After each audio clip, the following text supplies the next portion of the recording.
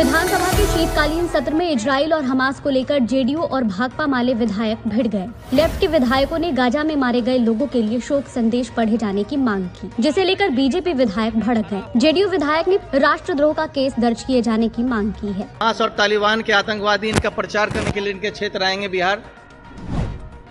नालंदा में एक युवक ने गेमिंग ऐप के लिए खुद के अपहरण की साजिश रच डाली। घर वालों को फोन करके 1 लाख रुपए की फिरौती मांगी। पैसे लेने पहुंचा तो पुलिस टीम ने दबोच लिया।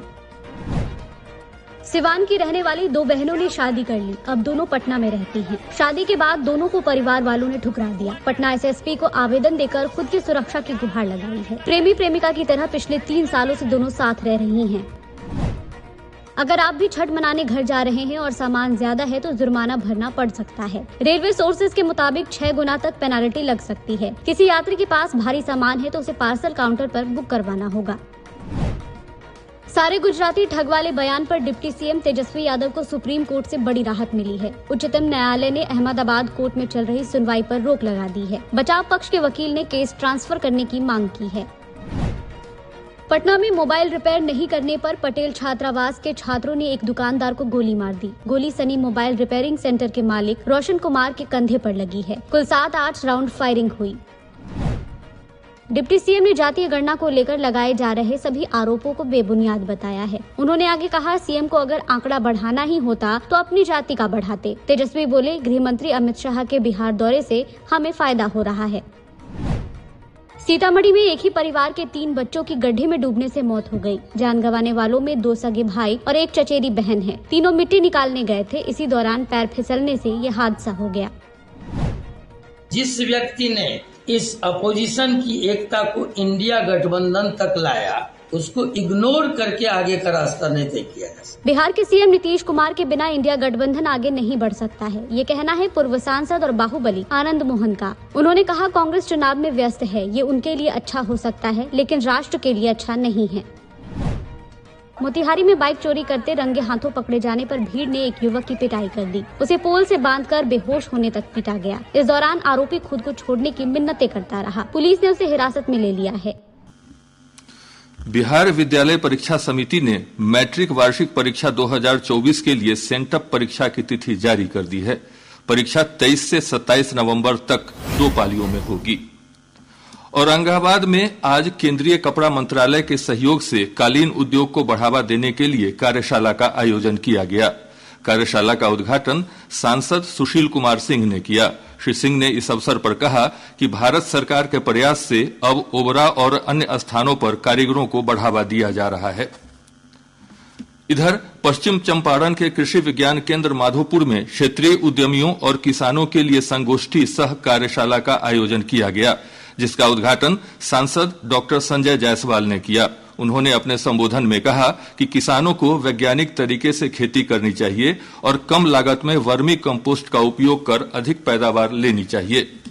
भगवान महावीर के 2549वें परिनिर्वाण दिवस पर कला संस्कृति एवं युवा विभाग की ओर से 2 दिवसीय पावापुरी महोत्सव का आयोजन 11 और 12 नवंबर को किया जा रहा है। पछुआ हवा के प्रभाव से प्रदेश के अधिकांश स्थानों पर न्यूनतम तापमान में गिरावट दर्ज की जा रही है। मौसम विभाग से प्राप्त जानकारी के अनुसार पिछले 24 घंटों के दौरान राजधानी पटना सहित राज्य के 21 शहरों के न्यूनतम तापमान में कमी दर्ज की गई है। 16.5 डिग्री सेल्सियस न्यूनतम तापमान के साथ गया प्रदेश का सबसे ठंडा स्थान रहा। मौसम विज्ञान केंद्र पटना के वैज्ञानिक कुमार गौरव ने बताया कि अगले 3 दिनों तक राज्य के उत्तर पश्चिम और दक्षिण पश्चिम हिस्सों में न्यूनतम तापमान में 2 से 3 डिग्री तक की कमी आने की संभावना है। इससे ठंड में और बढ़ोतरी होगी। अगले 24 घंटों के दौरान राज्य का मौसम आमतौर से शुष्क बना रहेगा एवं राज्य के अधिकांश भागों में धुंध छाए रहने का पूर्वानुमान है। हिमालय की तलहटी के क्षेत्रों एवं राज्य के पश्चिमी भागों के जिलों में सुबह के समय हल्के से मध्यम स्तर का कुहासा कुछ स्थानों में छाए रहने की संभावना है। अगले 3 दिनों के दौरान राज्य के उत्तर पश्चिम एवं दक्षिण पश्चिम भागों के जिलों के न्यूनतम तापमान में 2 से 3 डिग्री सेल्सियस की क्रमिक कमी होने का पूर्वानुमान है।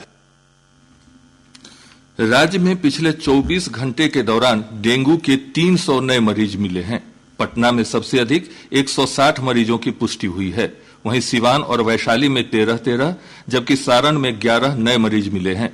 प्रदेश में डेंगू के मामलों की संख्या बढ़कर 17,140 हो गई है।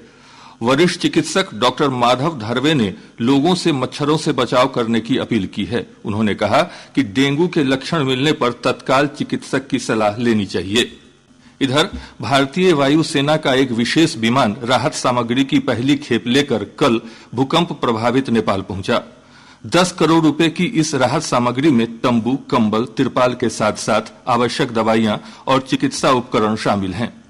काठमांडू में भारतीय दूतावास ने एक वक्तव्य में कहा कि आपात राहत सामग्री की पहली खेप नेपालगंज पहुंच गई है।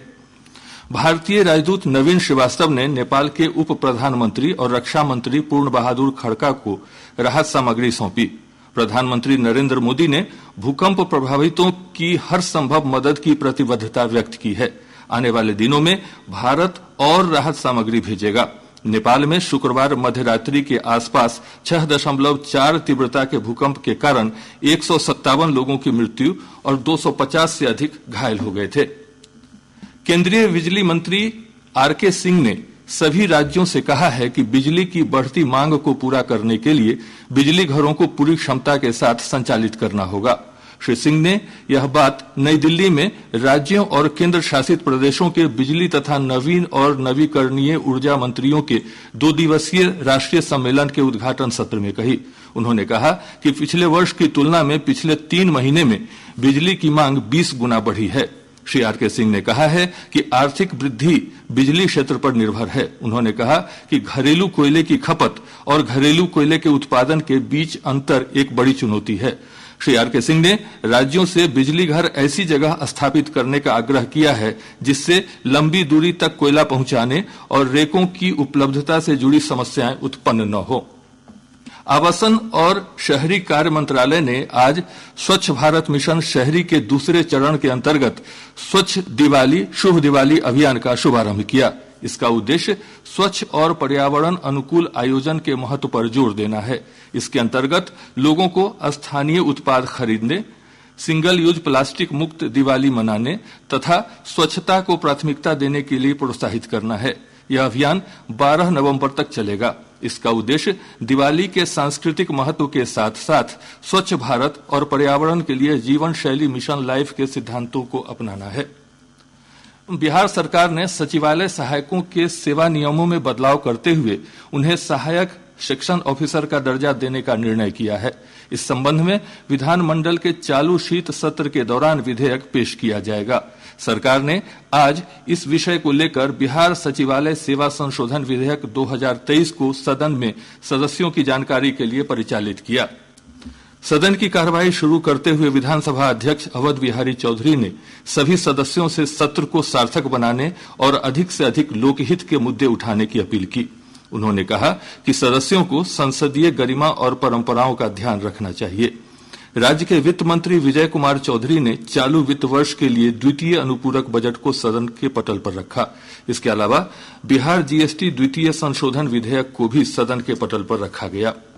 इधर विधान परिषद की कार्यवाही आज सभापति देवेश चंद्र ठाकुर के संबोधन के साथ शुरू हुई।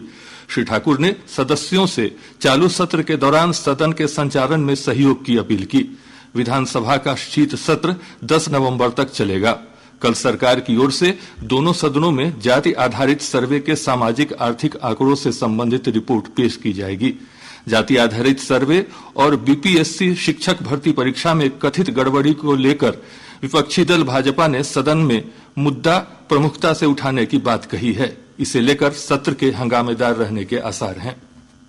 वित्त मंत्री विजय कुमार चौधरी ने आज विधानसभा में चालू वित्तीय वर्ष के लिए द्वितीय अनुपूरक बजट पेश किया। इसमें विकास संबंधित कार्यों के लिए 26,086 करोड़ रुपए से अधिक की धनराशि खर्च करने का प्रस्ताव है। इसके अंतर्गत 16,000 करोड़ रुपए से अधिक की राशि वार्षिक स्कीम मद में खर्च की जाएगी। वहीं केंद्रीय योजनाओं के कार्यान्वयन को लेकर धनराशि का आवंटन किया गया है। केंद्र प्रायोजित योजनाओं जैसे सबके लिए आवास मिशन, स्वच्छ भारत मिशन, राष्ट्रीय ग्रामीण आजीविका मिशन और इंदिरा गांधी राष्ट्रीय वृद्धावस्था पेंशन के अलावा राज्य में आधारभूत ढांचा विकास के लिए धनराशि का आवंटन किया गया है। भाजपा प्रदेश अध्यक्ष सम्राट चौधरी ने जाति आधारित गणना की रिपोर्ट सदन के पटल पर रखने के पहले इस पर बहस कराने की मांग की है। उन्होंने राज्य सरकार से आर्थिक सर्वेक्षण की रिपोर्ट को सार्वजनिक करने की मांग भी की।